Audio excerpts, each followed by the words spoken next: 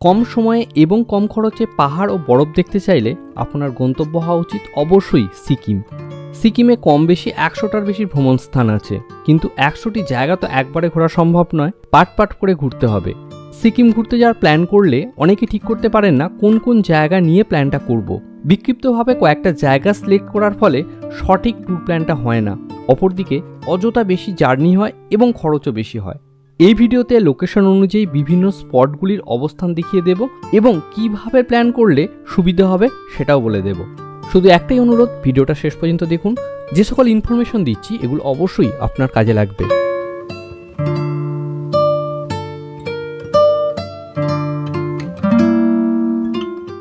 এখানে সিকিমের ম্যাপটা দেখতে পাচ্ছেন। সিকিমের নিচে ওয়েস্ট বেঙ্গল, আর মাউস পয়েন্টারটা এখন যে স্থানে দেখছেন এখানে এনজিপি স্টেশনটা, আর এখন যে মাউস পয়েন্টারটা যেখানে দেখছেন এখানে গ্যাংটক শহর। জিওগ্রাফিক্যালি সিকিমকে 4টে ভাগে ভাগ করা যায়। উপরে যে নীলমতো অংশটা দেখছেন এটাকে বলা হচ্ছে নর্থ সিকিম, সবুজ অংশটা ইস্ট সিকিম, অরেঞ্জ অংশটা সাউথ সিকিম এবং হলুদ অংশটা হচ্ছে ওয়েস্ট সিকিম। সিকিমের যেসব বেড়ানোর জায়গাগুলি আছে এই 4টে বিভিন্ন পার্টে আছে। তো প্রতিটা পার্টে কি কি আছে সেগুলো আমরা একে একে দেখে নেব, আর কোন পার্টে কোনটা আছে এটা যদি আপনারা দেখে নেন তো তাহলে আপনাদের ট্যুর প্ল্যানটা করার খুব সুবিধা হবে।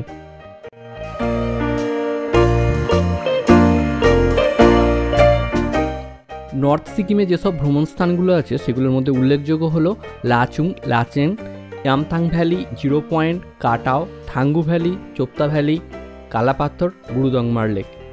এই জায়গাগুলির মধ্যে ইয়ামথাং ভ্যালি, 0 পয়েন্ট এবং গুরুদংমার লেক অত্যন্ত সুন্দর জায়গা। আর ইয়ামথাং ভ্যালির বিভিন্ন সময় রূপটা আবার বিভিন্ন রকমের হয়। যদি আপনি আর্লি মার্চ এবং এপ্রিলে যান তাহলে এখানে পুরো বরফে মোড়া পাবেন।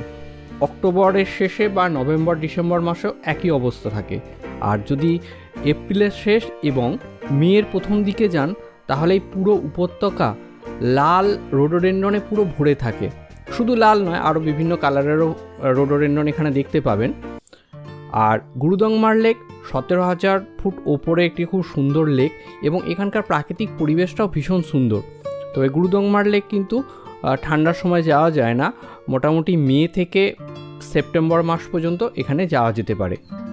আর এছাড়াও গ্যাংটক থেকে যখন আপনি লাচেন বা লাচুং যাবেন তখন রাস্তার ধারে বেশ সুন্দর সুন্দর অনেকগুলো ওয়াটারফলস দেখতে পাবেন। আর যদি সেটা মে মাসের শেষে বা জুন মাসের ফার্স্ট উইকে যান তাহলে ওয়াটারফলসগুলো কিন্তু খুব সুন্দর আকার ধারণ করে, অর্থাৎ সেই সময় বৃষ্টির জন্য। এবং এছাড়া সেপ্টেম্বরের শেষ বা অক্টোবরের প্রথম দিকেও কিন্তু ওয়াটারফলসগুলো ভালো দেখতে পাবেন।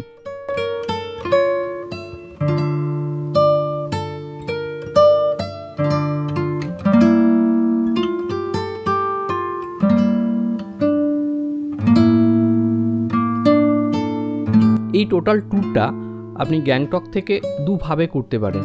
একটা হচ্ছে 2 দিন 1 রাত, আর একটা হচ্ছে 2 রাত 3 দিন। যদি টোটালটাকে কভার করতে চান তাহলে অবশ্যই 2 রাত 3 দিন সময় লাগবে। আর আপনি যদি হয় গুরুদংমার লেক অথবা 0 পয়েন্ট ইয়ামথাং ভ্যালি যদি কভার করতে চান সেক্ষেত্রে 1 রাত 2 দিন হলেই হয়ে যাবে। নর্থ সিকিমের ডিটেল ট্যুর প্ল্যানটা যদি পেতে চান তো এই ভিডিও ডেসক্রিপশন বক্সে দেখুন, সেখানে একটা ভিডিও লিঙ্ক দেওয়া আছে, সেখান থেকে নর্থ সিকিমের খুব সুন্দর করে একটা ট্যুর প্ল্যান আমি আগেই আপলোড করেছি, সেটা দেখে নিতে পারেন।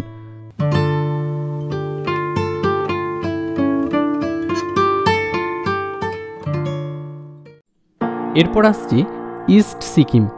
ইস্ট সিকিমের প্রধান আকর্ষণ হচ্ছে গ্যাংটক শহর, সিকিমের রাজধানী শহর। আর গ্যাংটকের মধ্যে যে জায়গাগুলি দেখার আছে সেগুলো হচ্ছে এমজি রোড, রোপওয়ে, এছাড়া আরও অনেকগুলো জায়গা আছে, সেই জায়গাগুলো আমি এখানে দিয়ে দিয়েছি, আপনারা একটু দেখে নিতে পারেন। আর এই সমস্ত জায়গাগুলো গ্যাংটকের শহরের আশপাশেই অবস্থিত বা গ্যাংটক শহরের মধ্যেই অবস্থিত। একটা সারাদিনে এই সমস্ত জায়গাগুলি ঘুরে দেখা হয়ে যাবে। তবে রুমটেং মনেস্ট্রিটা গ্যাংটক শহর থেকে সামান্য একটু দূরে। সকালবেলা প্রথমে একটা গাড়ি করে রুমটেং মনেস্ট্রিটা দেখে আসার পর সারাদিন বাকি যে জায়গাগুলি আছে এগুলো দেখে নিতে পারেন। আর সন্ধ্যের সময় অবশ্যই এমজি রোডে যাবেন, এমজি রোডটা ভীষণ সুন্দর জায়গা এখানে। গ্যাংটক ছাড়াও এখানে আরও যে জায়গাগুলি দেখার আছে সেগুলো হচ্ছে Jhangu lake, Nathula pass, new Baba Mandir, old Baba Mandir, elephant lake, Nathang valley, silk route, Tashi view point, Tukla valley, Zuluk, Aritar lake. এই যে জায়গাগুলোর কথা বললাম এইগুলো বেশিরভাগটাই সিল্ক রুটের মধ্যে পড়ে। তো অনেকেই করেন কি গ্যাংটক থেকে ছাঙ্গু লেক, নাথুলা পাস, বাবা মন্দির দেখে আবার গ্যাংটকে ব্যাক করেন। তো এখানে গ্যাংটকে ব্যাক আপনি করতে পারেন। আর যদি সেটা না মনে করে গ্যাংটক থেকে টোটাল জিনিসগুলো দেখতে দেখতে জুলুকে চলে আসুন, জুলুকে একটা নাইট স্টে করুন, জুলুক থেকে আবার আরিতার লেকের দিকে চলে আসুন। এদিকে আমাদের ওয়েস্ট বেঙ্গলের আরও অনেক জায়গা আছে, সিলারিগাঁও থেকে আরম্ভ করে ইত্যাদি আরও অনেক জায়গা আছে, সেখানে একটা নাইট স্টে করে তারপর আবার এনজিপিতে চলে আসুন। এইভাবে আপনারা এই ট্যুরটা করতে পারেন। আর এইটা অ্যাকচুয়ালি সিল্ক রুটের মধ্যে পড়ছে। সিল্ক রুট নিয়ে আরেকটি খুব সুন্দর ভিডিও আমি আপলোড করেছি। টোটাল সিল্ক রুটটা অনেকভাবে ঘোরা যায়, কীভাবে ঘুরবেন, কি কি দেখার আছে, সেগুলো যদি খুব ভালোভাবে জানতে চান অবশ্যই ডিসক্রিপশন বক্সে দেখুন, সেখানে একটা ভিডিওর লিঙ্ক দেওয়া আছে। সিল্ক রুট সম্বন্ধে যাবতীয় তথ্য সেখানে পেয়ে যাবেন। ইস্ট সিকিমের ভ্রমণস্থানগুলোর ওপর একটা ম্যাপ বানিয়েছি, তো নিশ্চয়ই আপনারা দেখতে পাচ্ছেন। যদি প্রয়োজন মনে করেন তো একটা স্ক্রিনশট নিয়ে রাখুন, এটা ভীষণ কাজে লাগবে। এরপর আসছি সাউথ সিকিম।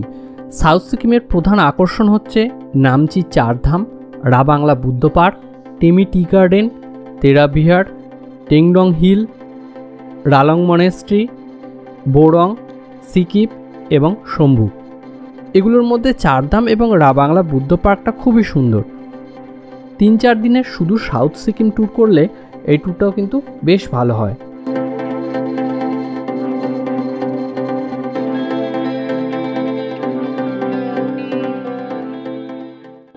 এরপর আসছি ওয়েস্ট সিকিম। ওয়েস্ট সিকিমের প্রধান আকর্ষণ হচ্ছে পেলিং। আর পেলিংয়ে যেসব জায়গাগুলি দেখবেন সেগুলো হচ্ছে Tashiding monastery, Kanchenjunga falls, Khecheopalri lake, Rimbi river, rock garden, orange garden, Singshore bridge, lake সিপ, সাঙ্গচলি মনেস্ট্রি, পেমাংসি মনেস্ট্রি, রাবডেন সুইং আর গ্লাস ব্রিজ বা স্কাই ওয়াক। এটা অবশ্যই এখন পেলিংয়ের অত্যন্ত আকর্ষণীয় একটি জায়গা। এইসব জায়গাগুলো তো আছেই, তার থেকেও পেলিংয়ের সবথেকে বড় পাওনা কাঞ্চনজঙ্ঘাকে খুব কাছ থেকে দেখতে পাওয়া। আপার পেলিংয়ে হেলিপ্যাডের আশপাশে কোনো একটা হোটেল নিন, তো সেখান থেকে কাঞ্চনজঙ্ঘাকে দেখতে ভীষণ ভালো লাগবে।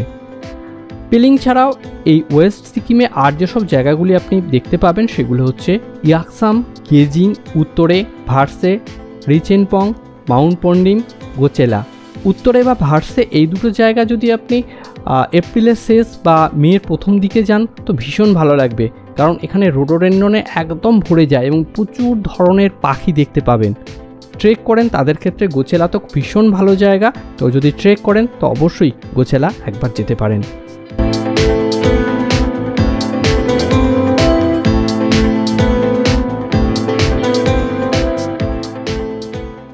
সিকিমের প্রধান ভ্রমণ স্থানগুলোর নামগুলো দেখলেন এবং সেগুলো কোথায় অবস্থিত সেগুলো দেখলেন। সিকিম বেড়াতে গেলে একবার গিয়ে সমস্ত জায়গাগুলি কখনোই কভার করা যায় না। 4-5 দিন বা 8-10 দিনের জন্য সিকিম ট্যুর করলে ঠিক কোন কোন জায়গাগুলিকে কীভাবে চয়েস করবেন সেই ব্যাপারটা আমি একটু বলে দিচ্ছি। শর্ট ট্যুর অর্থাৎ 4-5 দিনে যদি ট্যুর করতে চান সেক্ষেত্রে এই যে 4টে সাইড দেখালাম সিকিমের, সেই 4টে সাইডের মধ্যে থেকে যে কোনো একটা সাইডকে চুজ করুন।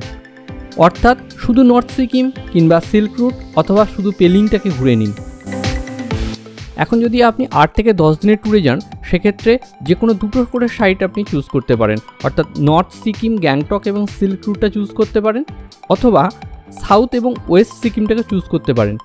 সেক্ষেত্রে Namchi, Bangla, Tammy tea garden এইগুলো নিয়ে শুরু করুন এবং তারপর পেলিং আসুন, ভার্সে যেতে পারেন, ইয়াকসামও যেতে পারেন। এই ধারের টোটাল অংশটা 8 থেকে 10 দিনে খুব সুন্দর ট্যুর হয়ে যাবে। এছাড়া অনেকেই গ্যাংটকটা প্রথমে ঘুরে নেন, তারপর সেখান থেকে বাংলা এবং পেলিংয়ের দিকে চলে আসেন। তো অনেকে এটা করেন, কিন্তু আমি বলবো যে সাইডে যখন যাবেন তখন সেই সাইডটাকে পুরোটাকে কভার করুন। এছাড়া দেখুন পেলিংয়ের সাথে যদি নর্থ সিকিম করে দেন তো আননেসেসারি অনেকটা পথ জার্নি করতে হবে, আপনার খরচ বাড়বে, সময়টাও বেশি লাগবে। আবার পরে যখন ট্যুর প্ল্যান করতে যাবেন সেক্ষেত্রেও কিন্তু আবার সমস্যা দেখা দেবে। কোনো জায়গায় হয়তো দেখেছেন আবার কোনো জায়গাটা বাদ পড়ে গেছে, ব্যাপারটা খুব খাপ ছাড়া হয়ে যাবে। তাই আমি মনে করছি যখন যে সাইডটা যাবেন সেই সাইডটাকে পুরোপুরি কভার করবেন এবং ভবিষ্যতে অন্য আর একটা সাইড যাবেন।